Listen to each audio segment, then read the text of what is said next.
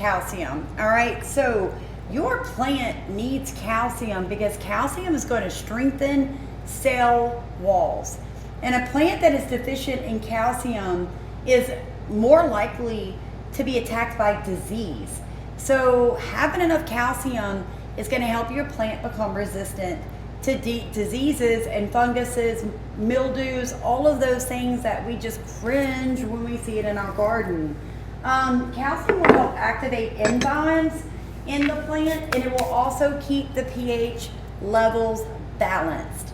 So it's a very important nutrient for your plant. Now, right now, having blossom end rot in their tomatoes, and I know some people say you can't have it in squash, but I'm gonna tell you that you can because I had it last year. And it's a big deal when you've worked really hard and you're waiting on those tomatoes. You see your first little tiny green tomatoes. You walk out there and all of a sudden there's this tremendous black dot on the bottom of it because that area is now dying. That is a symptom that your plant is calcium deficient.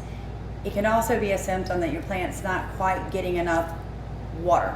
But let's stick with the calcium. So Dad, if I see that nasty little black dot going on the bottom of my tomato, myself, I run out to the garden, to the rabbitry, I collect some rabbit urine, I dilute it, and I pour it around the root zone of my plant, and I do a foliar spray. But for people who don't have rabbits at their disposal, what would you do? Just grabbing household items, what would you use? Eggshells to start with. You can put, personally, when we cook eggs, I put it in my French dehydrator here, set it out in the sun, and you dry it. Huh? Your coon butt dehydrator. That's right. And I dry these. Now, I'll throw this as is in my garden. Then, that's long release, long time release. Then you put them in the blender, and when you blend them, it depends on what you want. You can powder them down to a total powder.